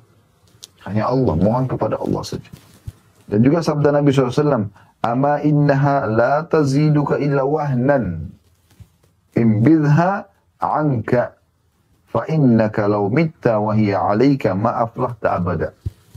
Jadi ini perkataan Nabi SAW kepada seorang sahabat yang sempat pakai gelang kuningan gitu. Waktu Nabi tanya untuk apa, dia mengatakan untuk tolak bala ya Rasulullah. Ya, penyakit dan segala macam. Kata Nabi SAW, jimat itu tidak akan menambahkan kepadamu kecuali kelemahan. Ya. Buang semua itu. Jangan pakai apapun di badanmu. Susu lah, apalah. Berhenti semua itu. Nggak perlu. Allah sudah ciptakan Anda sempurna. Nggak perlu semua itu. Jangan ditipu dengan para dukun-dukun ini. Jimat itu tidak akan menambah kepadamu kecuali kelemahan. Jauhkan ia darimu. Sahabat ini disuruh buang gelang itu. Karena jika engkau mati sementara engkau masih memakainya, maka engkau tidak akan pernah beruntung selamanya. Artinya engkau akan dihukum sama Allah dengan itu. Juga ada hadis Nabi SAW, man 'allaka tamimatan faqad asyrak. Siapa yang menempelkan atau memasang jimat, maka dia telah syirik kepada Allah. Apakah itu bentuk kertas-kertas, kerang-kerang, kalung, gelang, apalah segala macam ini. Gak ada, bersihkan rumah Anda, bersihkan diri Anda dari semua itu. Mulai detik ini teman-teman, taubat kepada Allah, buang semua itu. Anda kembali kepada Allah, hidup Anda akan sangat tenang. Banyak pengakuan teman-teman yang sudah hijrah, hanya mereka mengatakan luar biasa tenangnya ya. Setelah kita ikutin, ternyata agama itu mudah. Dan kita tidak butuh semua seperti ini. Puluhan juta, ratusan juta, bahkan miliaran uang habis kepada dukun-dukun yang menipu manusia. La haula wa la quwata illa billah. Pertanyaan ke-17. Bolehkah kita memakai manik-manik kerang dan sejenisnya sebagai pelindung dari al-ain, penyakit mata panas ya? Di sebagian wilayah di muka bumi ini mereka lakukan itu ya. Karena ada orang kalau hatinya biasa suka iri, matanya bisa jadi panas. Kata Nabi SAW, inna lil aini lahaq, mata panas itu benar ada. Bahkan kata beliau, mayoritas umatku meninggal justru karena ain. Dan hati-hati dari ain dalam sabda Nabi SAW yang lain. Karena dia bisa membuat manusia masuk ke kuburan dan unta masuk ke kuali. Ya memang ada itu. Cara pengobatannya ada. Setiap kali ada pujian kita bilang Masya Allah, Tabarakallah. Kalau terlanjur kena, ini sebelum kena ya. Kalau terlanjur kena, Anda ruqyah syariah. Ya. Baca ayat-ayat yang sudah diajarkan Nabi SAW dan juga ya yang doa-doa yang diajarkan dinukil dari Nabi SAW dari ayat-ayat Al-Quran dan juga dari doa-doa yang diajarkan. Dan kami sudah bagikan khusus bagi jemaah Uhud yang berangkat dengan kami ini ada buku ruqyah syariah kecil ya. Itu Anda coba baca. Ada bagian setengahnya kalau nggak salah pengobatan sihir dan bagiannya juga pengobatan dari ain. Nah, ada sebagian orang supaya tidak kena ain ini mereka gantung kerang-kerang ya. Jawabannya tidak boleh kita melakukan itu karena Allah SWT berfirman masih ayat yang sama tadi Al-An'am ayat 17 sama dengan di pertanyaan yang ke-16 tadi ya. Dalilnya sama wa in yamsaska Allah bidurrin fala kashifa lahu illa hu al-ayah.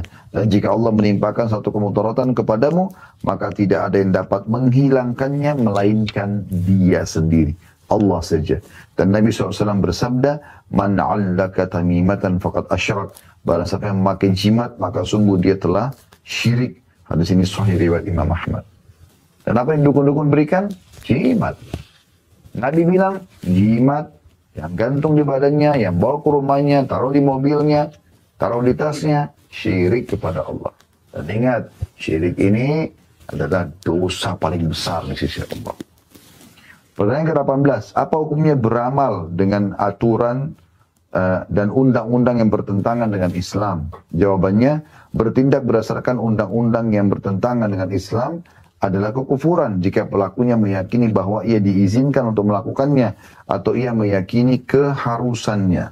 Ya. Allah SWT berfirman dalam surah Al-Maidah 44, potongan ayat "Man lam yahkum bima anzalallah fa ulaika humul kafirun." Barang siapa tidak berhukum dengan apa yang telah diturunkan Allah, maka mereka adalah orang-orang yang kafir. Dan Nabi SAW bersabda, "Wa ma lam tahkum a'immatuhum bi kitabillahi wa yatakhayyaru mimma anzalallah illa ja'alallahu ba'sahum bainahum." Ketika para pemimpin mereka tidak menjalankan pemerintahan berdasarkan kitabullah Al-Quran dan tidak pula memilih dari apa yang telah Allah turunkan, maka Allah akan menjadikan persengketaan di antara mereka. Hadis ini riwayat Ibnu Majah dan dihasankan oleh Syekh Albani. Tentu ini pertanyaan nomor 18 ya diselipkan oleh Pak Syekh Muhammad Jamil Zaino di antara bahasan syirik ya. Namun di sini teman-teman sekalian perlu kita garis bawah ya. Yang dimaksud sini adalah ada orang yang memungkiri hukum Allah. Maka ini bisa sampai pada tingkat kekufuran. Tidak ada sholat itu. Tidak perlu dan itu. Ya. Semua hukum Allah ditolak. Maka itu jelas kekufuran. Tapi bagi orang yang belum melaksanakannya, tapi dia tahu itu adalah kebenaran, dia tidak pungkiri, maka ini masuk dalam bab lain, bukan masalah ini, gitu ya. Kemudian pertanyaan ke-19, apa yang harus kita lakukan jika syaitan menggoda kita untuk menjawab pertanyaan siapakah yang menciptakan Allah? Jadi ada saat-saat teman-teman sekalian di mana syaitan akan membisikkan kita. Siapa yang ciptakan kamu? Siapa yang menciptakan langit? Siapa yang menciptakan lautan? Terus begitu sampai terakhir ada pertanyaan, siapa yang menciptakan Allah? Jawabannya, jika syaitan membisikkan pertanyaan ini kepada salah seorang di antara kamu, maka mintalah perlindungan kepada Allah. Sebagaimana Allah berfirman dalam surah Fussilat ayat 36. A'udzu billahi minasyaitonir rajim wa imma yanzaghannaka minasyaitonir nazghun fasta'id billah innahu was-samiul alim. Dan jika syaitan mengganggumu dengan suatu gangguan, maka mohonlah perlindungan kepada Allah. Sesungguhnya dialah yang maha mendengar lagi maha mengetahui. Dan Rasulullah SAW mengajarkan kepada kita untuk melawan tipuan syaitan dengan mengatakan amantu billahi wa rusulihi. Allahu ahad, Allahu samad, lam yalid wa lam yulad wa lam yakul lahu kufuwan ahad. Aku beriman kepada Allah dan Rasul-Rasulnya. Allah adalah Maha Esa. Allah adalah tempat bergantung. Dia tidak beranak dan tidak diperanakan. Dan tidak ada seorang pun yang setara dengannya. Lalu ia meludah ke arah kirinya 3 kali. Sambil memohon perlindungan kepada Allah dari syaitan. Jika hal ini dilakukan, maka godaan syaitan akan lenyap dan menyebabkan iblis terusir darinya. Hadis ini diriwayatkan ya, oleh Bukhari, Muslim, Ahmad dan juga Abu Daud. Ya. Jadi ini tentang masalah kalau ada pertanyaan syaitan yang datang. Kenapa ada sahabat datang mengatakan, ya Rasulullah, sampai pada muncul pertanyaan seperti ini, siapa yang menciptakan Allah? Maka kata Nabi SAW, kalau datang kepada bisikan itu, katakan amantu billah. Aku beriman kepada Allah. Wa rusulihi. Dan semua rasul-rasul utusannya. Allahu ahad. Allahu itu Esa. Allahu samad. Allah yang bergantung segala sesuatu kepadanya. Lam yalid wa lam yulad. Tidak beranak, tidak beranakan. Wa lam yakul lahu kufuwan ahad. Dan tidak butuh pada siapapun atau tidak setara dengan siapapun. Gitu ya. Nah, ini kita ucapkan lalu kita meniup ke sebelah kiri 3 kali. Ya, bukan ludah besar ya, tapi meniup. Sebagaimana juga kita sudah jelaskan pada pertemuan kemarin. Pertanyaan ke-20, apa saja bahaya syirik besar? Jawabannya, syirik besar menyebabkan seseorang mendapatkan hukuman yang kekal di api neraka. Ya, kalau dia meninggal tidak sempat bertaubat ya. Sebagaimana Allah Subhanahu wa taala berfirman dalam surah Al-Maidah ayat 72, potongan ayat berbunyi, A'udzu billahi minasyaitonir rajim. Innahu may yusyrik billahi faqad haramallahu 'alal jannata wa ma'wahu an-nar wa ma lidh-dhalimin min ansar. Sesungguhnya orang yang mempersekutukan sesuatu dengan Allah, maka pasti Allah akan mengharamkan baginya surga dan tempatnya ialah neraka. Tidak ada bagi orang-orang zalim itu seorang penolong pun. Juga sabda Nabi SAW, "Man laki Allah yusyriku bihi syai'an dakhala an-nar." Barang siapa yang meninggal dunia bertemu dengan Allah sementara ia menyekutukan Allah dengan sesuatu, maka ia akan masuk neraka. Hadis riwayat Imam Muslim. Pertanyaan terakhir, pertanyaan ke-21 teman-teman sekalian adalah, apakah amalan perbuatan orang yang melakukan syirik bermanfaat baginya? Maka misalnya dia sholat tapi dia juga syirik. Ya. Dia juga jadi dukun misalnya tadi. Dia juga menyembelih kepada selain Allah SWT. Apakah amal-amal solehnya semua bermanfaat? Maka jawabannya tidak. Amal perbuatannya tidak bermanfaat baginya sebagaimana Allah SWT berfirman dalam surah Al-An'am ayat 88. Buka ini teman-teman sekalian. Al-An'am ayat 88. Potongan ayatnya, A'udzu billahi minasyaitonir rajim, walau asyraku lahabita anhum ma kanu ya'malun. Seandainya mereka mempersekutukan Allah, niscaya lenyaplah dari mereka amalan yang telah mereka kerjakan. Juga dari sabda Nabi SAW, kalau Allah tabaraka wa ta'ala, ana agna syurakai 'ani syirk, man 'amila 'amalan asyraka fihi ma'i ghairi, taraktuhu wa syirku. Allah yang maha berkah dan maha tinggi telah berfirman, aku paling tidak membutuhkan sekutu-sekutu. Barang siapa yang melakukan suatu perbuatan di mana ia menyekutukanku pada perbuatan itu, maka aku akan meninggalkan dia dengan sekutunya. Hadis ini diriwayatkan oleh Imam Muslim. Ya. Dan dari sini teman-teman sekalian, alhamdulillah syirik besar ini sudah selesai kita bahas. Ya. Saya melihat ini syirik kecil. Setelahnya juga ada bahasan cuma pendek ya. Maka saya akan sekalian bacakan syirik kecil. Ya, dan insya Allah besok atau kesempatan lain kita akan masuk ke judul baru tentang masalah tawasul dan minta syafaat atau pembelaan, ya.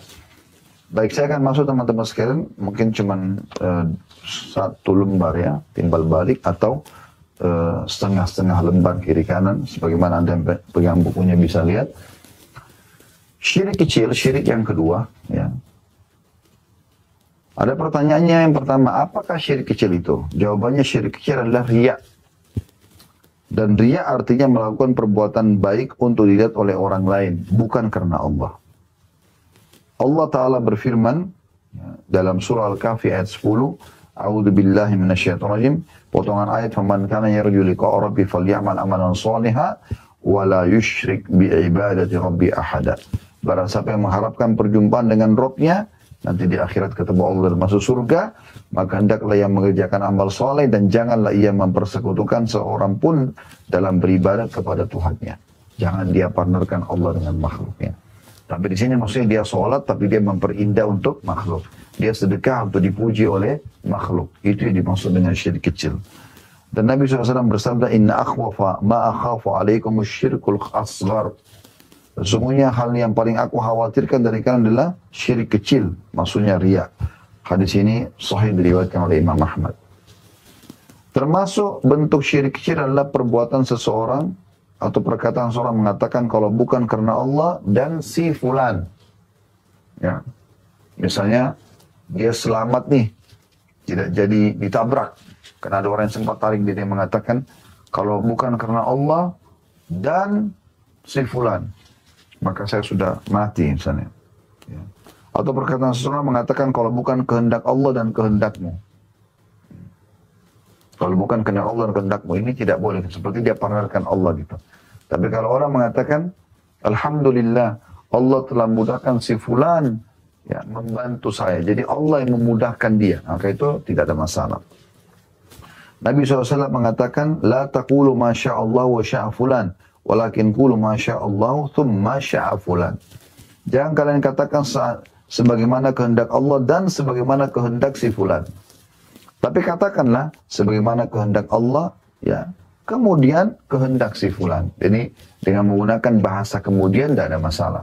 Tapi kalau seakan-akan kalau bukan kehendak Allah dan kita tanya maksudnya mempartnerkan maksud tersebut, ini yang tidak boleh masuk dalam syirik kecil di sini. Pertanyaan kedua, bolehkah bersumpah dengan selain Allah? Jawabannya tidak diperbolehkan bersumpah dengan selain Allah. Karena Allah SWT berfirman di potongan ayat dalam surah Taghabun ayat 7, Qul bala wa rabbi la tub'atsun. Katakan tidak demikian demi Rabbku, kamu benar-benar akan dibangkitkan. Ya. Juga sabda Nabi SAW, Man halafa bi ghairillahi faqad asyrak. Siapa yang bersumpah kepada selain Allah, maka dia telah melakukan kesyirikan. Jadi kita boleh sumpah hanya menggunakan nama Allah SWT. Ya. Dan beliau juga SAW bersabda, Man kana halifan falyahlif billahi aw liyasmut. Kata Nabi SAW, barang siapa yang bersumpah, hendaklah bersumpah demi Allah atau diam saja. Hadis ini diriwayatkan oleh Imam Bukhari dan juga Muslim. Ya. Ini hadis yang luar biasa ya, yang melarang kita untuk tidak boleh bersumpah atas nama selain Allah Subhanahu wa taala. Nah, ini banyak di beberapa negara-negara Timur Tengah ya, seperti di Mesir biasa mereka mengatakan wan nabi, demi nabi gitu. Harusnya kan mereka mengatakan wallahi ya, dengan atas nama Allah gitu ya. Allahu a'lam. Ini bahasan kita insyaallah. Kita akan lanjutkan pertemuan akan datang di halaman 40, tawasul dan minta syafaat.